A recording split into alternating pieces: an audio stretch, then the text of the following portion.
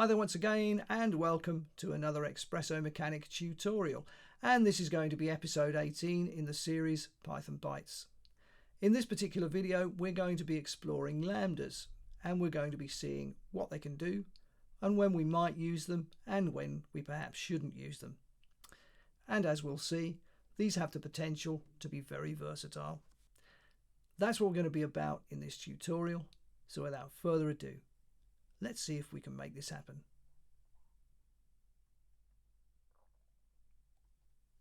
For this particular tutorial, we're going to be working within the script manager. So we'll remove what we don't need from the code here. And then we're ready to start and we can think about where we're going to go. Now, normally when we think about functions, and lambdas are functions, but they're what's known as anonymous functions, or sometimes referred to as anonymous functions. But when we normally think about functions, we normally think define, and then we say my function, open, close, and then we do something in here. So in this particular instance, what we can do is something that we don't often resort to, which is actually put something between these two brackets. So what we'll do is say define multiply,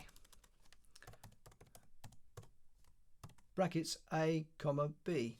So we've got two arguments within the brackets, and we can then place our colon on the end and then think about what we're going to do here. So we can simply say c is equal to a multiplied by b, and then we can say print brackets c to actually print the result. So if we call our function and we say multiply, and then in the brackets we say put 5 comma 6, and then we execute the function, we get 30 printed in our window here. So in the console we're getting the result that we've actually called via the function. So that's a standard function. Now, if we think in terms of a lambda though, we can do something similar. We could simply say multiply is equal to, and we can say lambda, and then we can start to work out the rest of our line of code. Now, we can, for a start, these arguments here, we can say a comma b, colon, so that's the same as doing this part of it. So we've got our argument section worked out, and then we can decide what we're going to do with a and b, and we can simply say a multiplied by b. So that's this part here, except that we don't have c at this particular moment. So we can think in terms of this part being the argument section of our lambda, and the part after the colon as being the expression. Similarly here, this is the argument section, and after the colon, whatever we put in here is the expression. So they are similar in that respect. However, if we want to do anything with our lambda, we need to say c is equal to, and then we can say multiply, if I spell it right, multiply. I haven't spelled that anywhere near correctly, have I? It's terrible. My typing is not getting any better. I must book the lessons. Multiply. I think we're right now. And then we can say brackets, and if we say 4 comma 7 in there, and then we simply say print c outside of our function, we can execute the code again, and this time we get 30 and 28, because of course 4 7s are 28. So you can see how these are different. They are the same thing, but they're just expressed in a completely different way. This is just a single line of code to express all of this. Now, if you've only got a simple function, it's a good idea to use a lambda. But if you're doing something much more complicated, which of course we can potentially do inside standard functions, then it's not a good idea to use a lambda. In that situation, it can get very, very complex. I mean, at the moment, we're really, with this, what I'm showing you today, we're just scratching the surface. I'm going to show you something else in a minute, which is different, but we are just scratching the surface today. But lambdas can become very complex, but it's not a good idea, because a complex lambda if you're working, say, in a team of programmers in a production environment, well, then it's not a good idea to do this, because the other programmers might be trying to decipher effectively the Enigma code if it gets really complicated. So always use standard functions if you're doing something more complex. But if you're doing something simple, then yeah, a Lambda is great for that. So let's move on, and we'll just see what else we can do with these. Well, at the moment we're using numbers. We don't have to. We can actually use text, so we can use a string. So if we say greet, for example, is equal to Lambda, we can then say name. So our argument effectively is name. And then we can decide what we're going to do with it. So we could say print brackets quotes a very good morning to you, comma.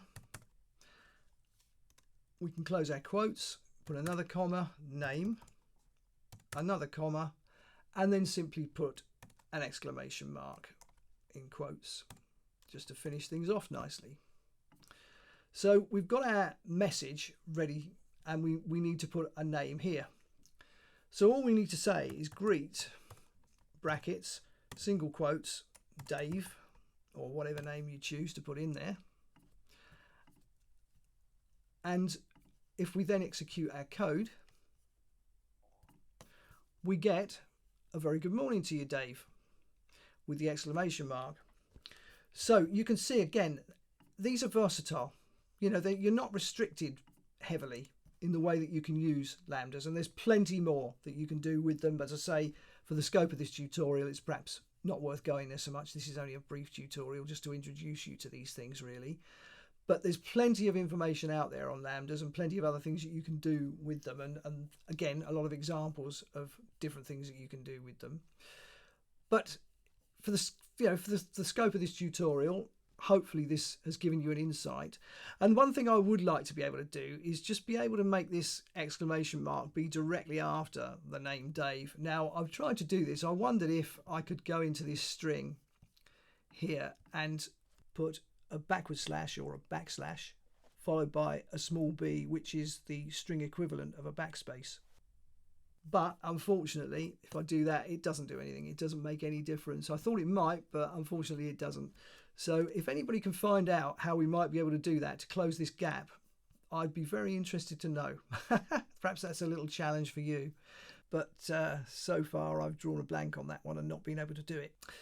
But anyway, that just about brings us to the end of this tutorial, because I've shown you what I wanted to here, and hopefully it's given you an insight into how these Lambdas actually work. And you can see that they do have great versatility, and that they can be useful to you at various points within your Python coding, and that you don't always need to resort to using a more complex function, always assuming that you only need to do something simple such as this. But anyway, that just about brings us to the end of this tutorial. So as always, I really hope you've enjoyed doing this one and that it's given you some ideas for things you might be able to incorporate into your own Python code, and hopefully inspired you to start doing a bit of deeper diving into the Lambdas and seeing what they can do.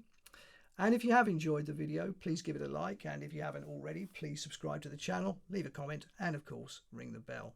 And wherever you happen to be on social media, please do share this video, because all this good stuff really does help keep the channel moving in the right direction. But anyway, that just about brings the curtain down on this one, so I'll see you very soon on the next tutorial.